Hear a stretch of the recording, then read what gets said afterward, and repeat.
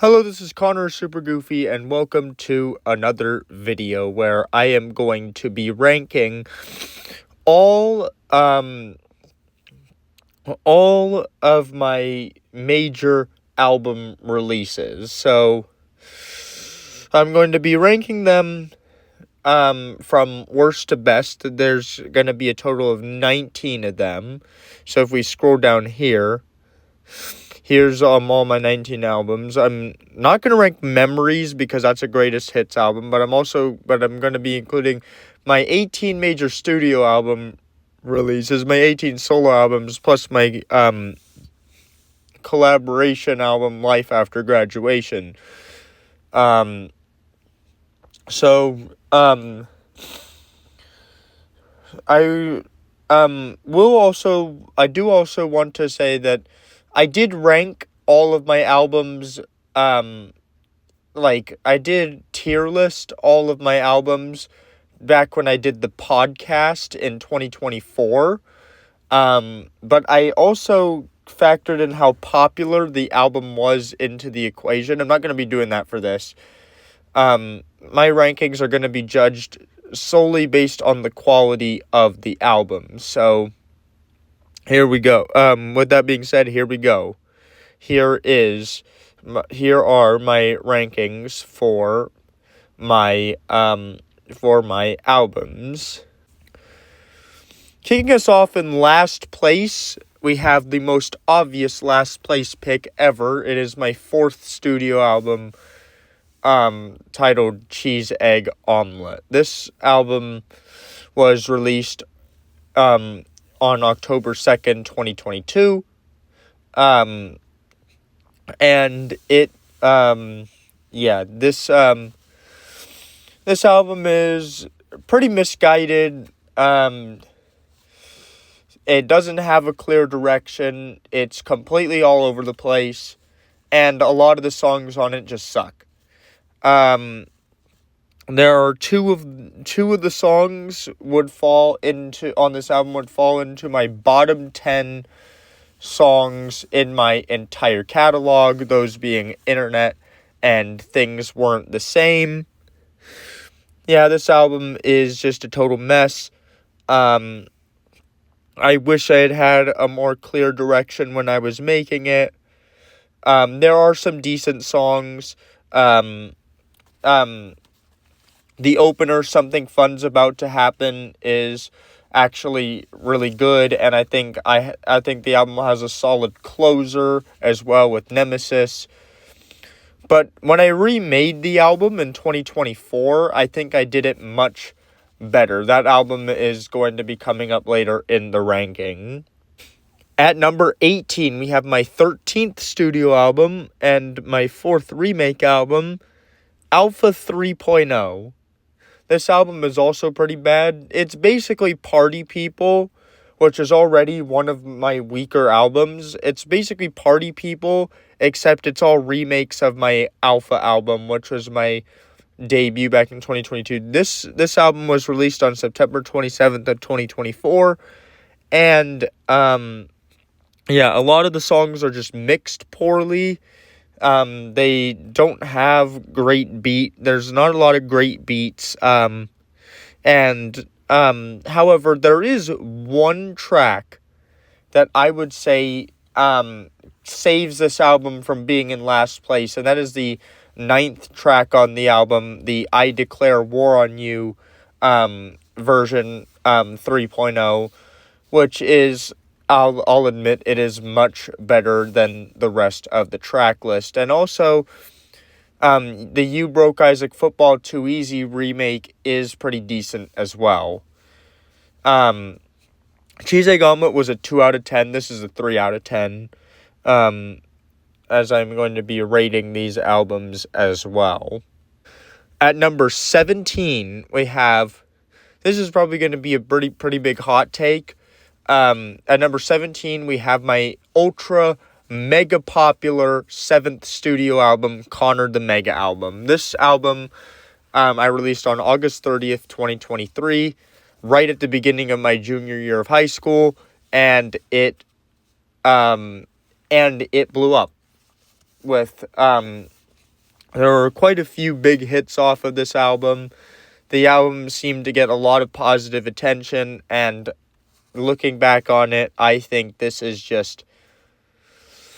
album isn't quite as big a mess as something like Cheese Egg Omelet, but there are a lot of quality issues on this. A lot of these songs are poorly mixed. This is my first album using BandLab, so I was just getting the hang of BandLab when I was making a lot of these songs, so it makes sense that this album has quality issues. But yeah, there's a lot of quality issues across the board with this album. However, there are two tracks that I would probably put in my bottom 10 songs in my entire catalog, those being the songs Throw Up Medicine, which is an extremely cringy 4-verse, badly mixed, 6-minute long monster of a bad song. And then there's also the extremely poorly mixed Business Meeting remake with Mr. Jones, which absolutely doesn't even come close to holding a candle to the original, which we'll get to later. This album does have its fair share of slappers, though. The song Rhodium, which was a pretty big hit, is one of my favorite songs in my catalog. It still is to this day. And also there's the song Easel Weasel, which was a massive hit throughout the entirety of my junior year, and which is one of my most creative songs in that it uses a tongue twister for a hook, which is something that I'm still very proud of to this day. There are some really good songs on this, but there are also some really bad songs on this. And I think the quality issues stand out a lot more on this album than they do on later records, which is why I think this album is a 3 out of 10. Alright, moving on.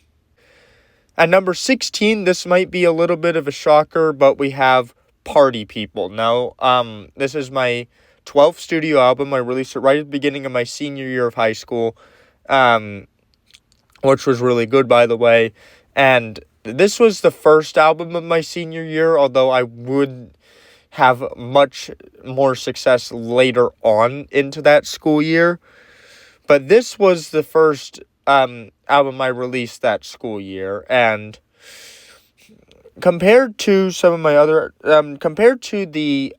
previous 3 albums that I ranked, this is a pretty huge jump in quality, but it still has spots where it is lacking.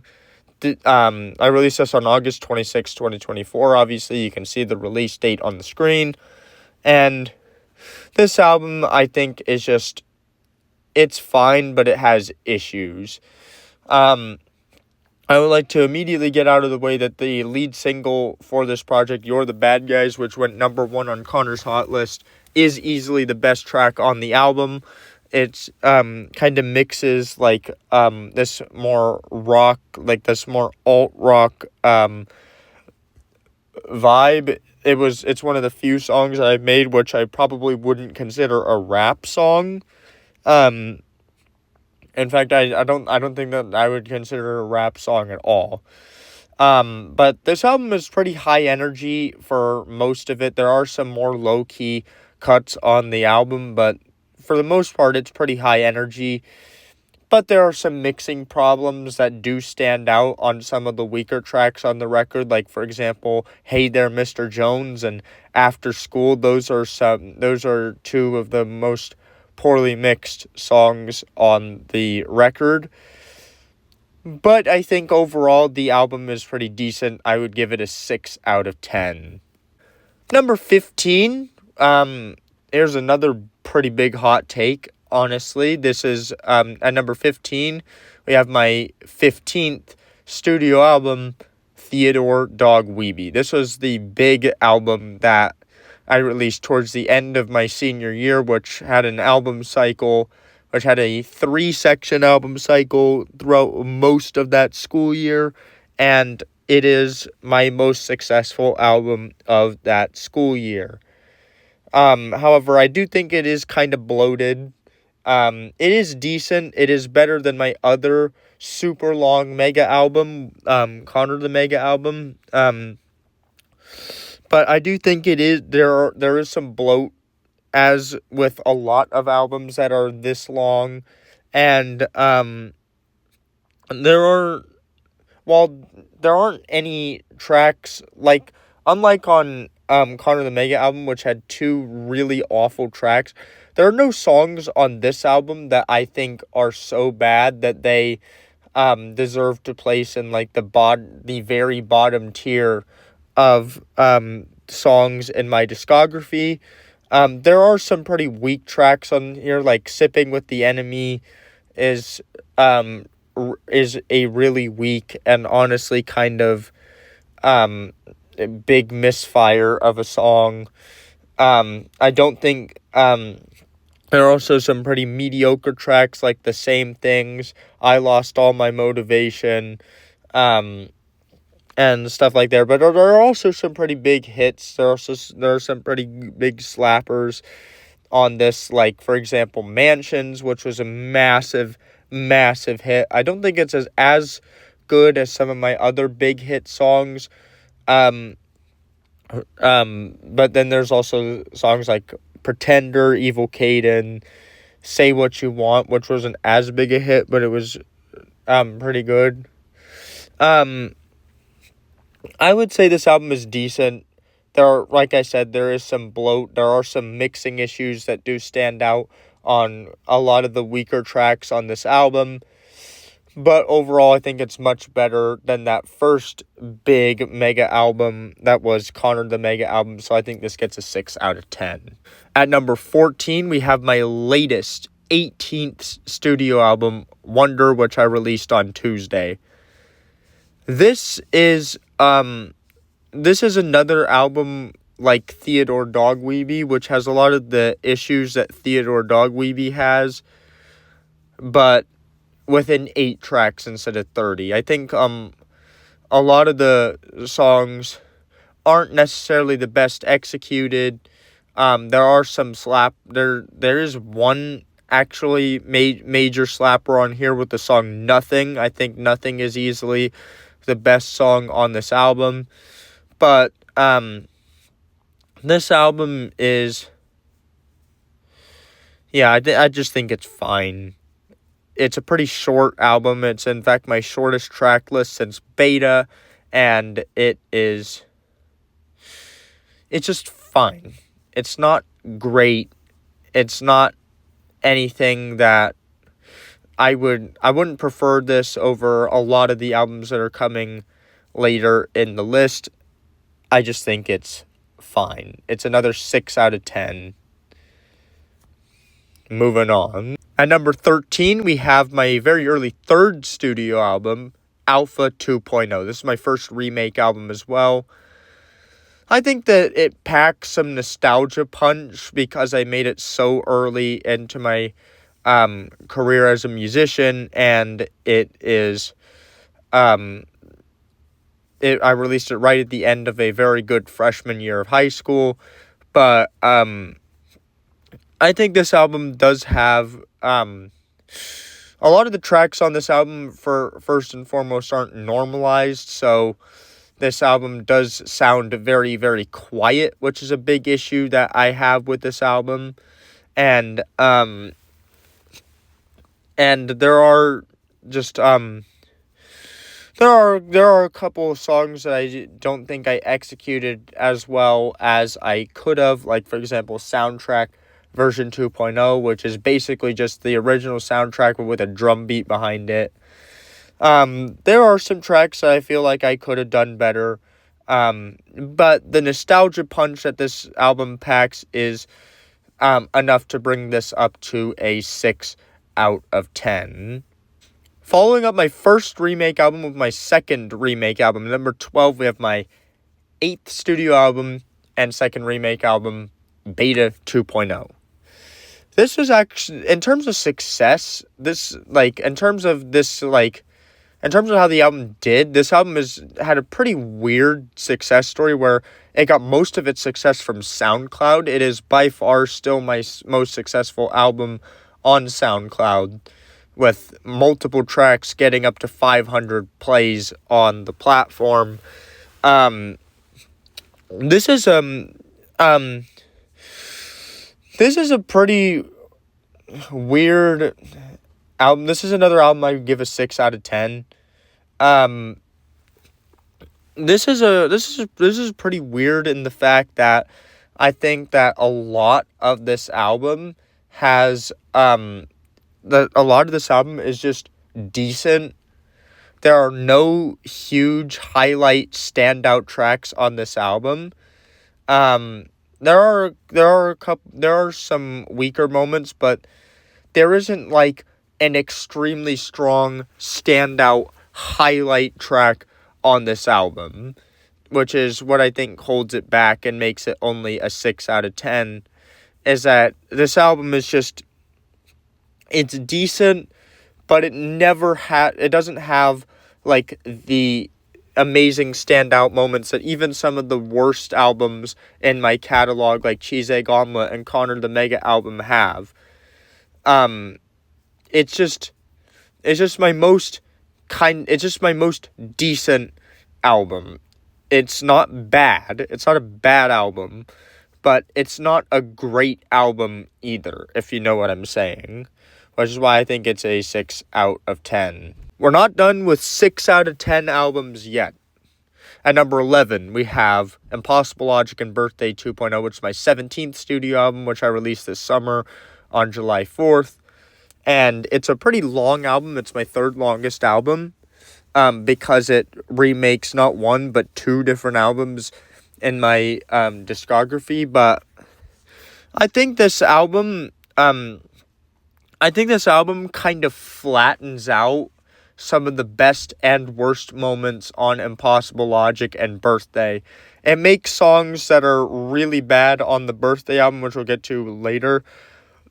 It makes songs that are really bad on that album, like, for example, Let's Roll and Gray Stripe. It makes those songs better, but it also kind of levels down some of the best moments on those albums, like Class Field Trip is significantly reduced in quality.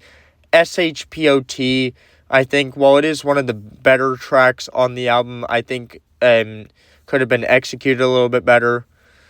I will give it this: the Coach Fams on the Bus remake goes extremely hard. And Friends in My Math Class, that remake I think was executed pretty well, but overall it loses some of the charm of the original, while it also makes some of the worst moments on the originals a lot better. Although I will say that the bonus track on this album, which I tried to be creative and put it in the middle of the two parts of the album rather than right at the end, the bonus track Ubers is definitely one of the more creative songs that I have released, and is definitely one of the funnier ones, as it is my most recent song to go number 1 on Connor's Hot List. So, yeah, it's pretty decent. I would still give it a 6 out of 10. Moving on to 7 out of 10 territory with the album Birthday, which is easily my which is my first 7 out of 10. It's my follow-up to Impossible Logic. Like, anything would have looked like a disappointment compared to Impossible Logic with how well that album did. But I think there are some highlights on this track list, like, for example, Class Field Trip, which is definitely the biggest highlight on the album, and Coach Fams on the Bus. Class Field Trip and Coach Fams on the Bus, which are the two biggest hits from the album, are definitely my favorite are definitely my two favorite songs on the album. There are also some underrated tracks on here, like Benjamin Guzman, I don't think gets enough love. And the rock interludes, I think, are pretty decent, although I think I could have executed all three of them a bit better. There are some, but there are some really bad moments on this album as well. Track "Let's Roll" is one of the I would put in one of the bottom 10 songs in my catalog. It's the lyrics are extremely corny. They're talking about alien invasions and like a future of like robots and stuff. And stuff like that is, I think, having that kind of subject matter in a song is pretty corny, especially on an album like Birthday. And there's also the song Gray Stripe, which is pretty corny. Although I wouldn't put it necessarily in the bottom 10 tracks, it is a pretty big misfire of a song, as well. I was stepping out of my comfort zone with Gray Stripe, and I think it it's a pretty huge misfire. That's a song that if I did a worst list for 2023, that song would appear pretty high on it, honestly. But yeah, it is what it is. I think this is a 7 out of 10. Apart from its worst moments, I think it's a pretty decent album. It's my 6th studio album, by the way. I forgot to mention that. Number 9 is my sophomore studio album, which I released toward the end of my freshman year, called Beta.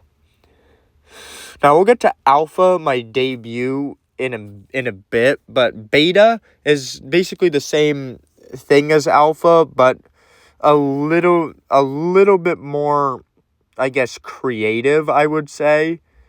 But there are also, unlike Alpha, there are also some really weak moments that I kind of regret. Like, for example, What We Used to Be is a pretty big misfire of a song. I wouldn't put it necessarily in my top 10 worst songs in my catalog, but it's definitely a song that turned out worse than I think it could have. But there are some pretty good highlights on here, like, for example, We Can't Feed Your Ego is a pretty funny song. Turn on the Speakers and Blare Music, that iconic, like, homeroom banger that it turned into. That was a pretty fun song to make. Street Lights is, I think, a pretty good song. There are some pretty good songs on this album. I think I would give it, once again, a 7 out of 10.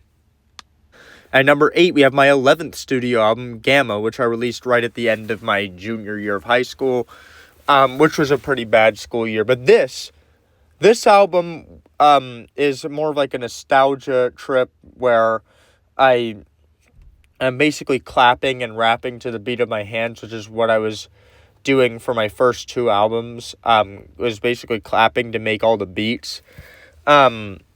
So I decided to take a trip down memory lane and make another album doing that, and it turned out to be pretty successful. The song Ian became a pretty big hit right at the end of my junior year, and yeah, it's just a pretty fun album. It's another album, I would say. It's actually another album like Beta 2.0, where it doesn't have a huge, standout, amazing moment. But I think the moments on this album, at least, are better than the best moments on Beta 2.0, which is why I would give this a 7 out of 10 instead of a 6. At number 7, I would put my 16th studio album, Scathe. Scathe is a pretty good, it's definitely my most consistent album out of all my recent ones, and it's a pretty good album, I would say. There are some really good songs on it. Most of the album is pretty in-your-face, and I don't want to necessarily say abrasive, although a lot of the songs are pretty abrasive, which is why the album is called Scathe. But there are also some pretty heartfelt pockets on there, like the Friendship song, which I think is a pretty good song. It makes the most out of my friendship with Chelsea Moore. And there's also like Beg for You, which is I think a lot better than the friendship song, honestly, now that I think of it. Um in terms of how basically dire it sounds. But yeah, there's a lot of pretty good content on this album. I think it does pretty well, and in fact, it is my first 8 out of 10 album.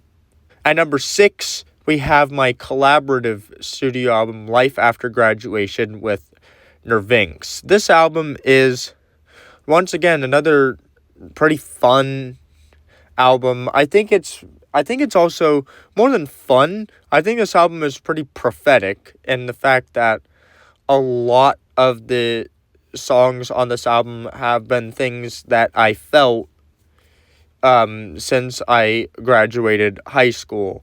Um, this was a pretty big. Um, this was expected to be a pretty big album, but it ended up kind of flopping on its face. Its singles were really huge, but then the rest of the album kind of underperformed. Like, it really underperformed, which is something I'm a little bit disappointed about. This is another 8 out of 10 album though for me, which it's pretty good, I would say. At number 5, we have one of my most iconic albums that I have ever released. We have Impossible Logic, which is my 5th studio album. I released it right at the peak of my popularity during my sophomore year, and it blew up, and it deserved to. I will say there are some weaker moments that don't necessarily mean much, but there's not a single like bad song on this album. There are songs that aren't executed well, like for example, The Places That We Used to Go. It could have been executed better. I think the noise that was going on in the room at the time makes the song hit less hard. But there are some really good songs on here. Also two massive hits with Friends in My Math Class and SHPOT. I think the album is definitely one of my favorite albums to look back on. It was a really fun album to make, and I think it gets another 8 out of 10. Surprised to see this one this high. Are you? Number 4 is the Holiday Special, my Christmas album that I released during my senior year. It is my 14th album in my discography, and it's another 8 out of 10. I think it's one of the best. I think it's going into making the Christmas album, because I was requested to do one for so long. Going into making the Christmas album, I was expecting it to not come out very well, and I was pleasantly surprised with how well it ended up coming out. Plus, there's the song My Jingle Bell Don't Jingle, which is a huge slapper. I think it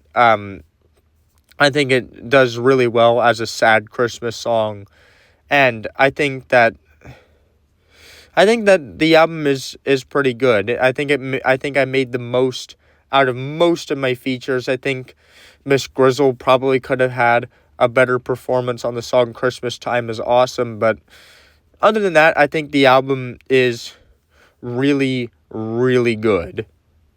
So I have it at number 4. At number 3 is my 9th studio album, Evil Face, which came out during my junior year, right as I was reaching like pretty much the darkest point of a pretty bad school year. And I think the album is really good. Like, I think a lot of this album, I think it's another 8 out of 10. It does have a kind of weak opener with Who's Drake, but then it does really, really pick up a lot of the speed. A lot of the songs on this album are really good. Evil Villain is a pretty iconic lead single with Coach Bonner, which was a really fun song to make. It the album does the album is it underperformed when it first came out, but it started to gain more and more appreciation as time goes on, and it deserved to. It's a pretty good album. It has some of my most creative songs on it, like Rap Battle, which was the closer where I decided to kind of sit back and let Reagan and Aiden do all the talking, which was I thought was a pretty creative idea, and yeah, I think it gets an 8 out of 10. Number 2 is Cheese Egg Omelet 2.0, my 10th studio album and my 3rd remake album, which honestly deserved to do a lot better than it did. I think it's a lot better than the original. I think it improves on the original the most. Most of the songs are made a lot better than their originals, and they are changed a lot, because I think that the original Cheese Egg Omelet was a pretty big misfire. I decided to go and clean up a lot of the stuff that I did wrong on the original Cheese Egg Omelet, and I think I did it well. A lot of the songs on here slap hard, like, for example, Internet is one of the worst tracks on the original Cheese Egg Omelet, but it's one of the best tracks on the remake. And so is Things Weren't the Same. Things Weren't the Same is done a lot better on the remake. Scorpion Debacle goes pretty hard as well, which that's the one song which in the remake I changed the title, which I think is pretty interesting. And the only song I think that this version of the album makes worse is the closer Nemesis, which I think I could have executed a lot better, honestly. But it's an 8 out of 10. It's my second. It's an album that I released on the exact same day as Evil Face, by the way. And it's funny how my number 3 and number 2 best albums were both released on the same day, which is pretty crazy. But there's only one album left, and I think you pretty much know where I'm going with the number 1 pick here. Number 1 is Alpha, my debut album, and it deserves to be number 1. This is always going to be the classic Connor Super Goofy album. No matter how many times you listen to the others, this is always going to be the one that is the most pleasant to go back to. It has some of my most iconic songs like Goofy Boys and Virus on there. It's just a really, really good album. It was fun to make. It was fun to release. It was fun to see all the discourse surrounding it. And it's just a great album. This is the one album that I would give a 9 out of 10 as well. It's really short. It's really to the point. And I think all the songs on it are really, really good. Well, not all the songs. Like, there are some moments on the album that are weaker than others, but there are no songs on this that I think are so, that are, like, standouts in terms of their weaknesses. So, yeah, that's about it. That's me ranking all 19 of my albums, my 18 solo studio albums, and my collaborative one. That's about it. See ya.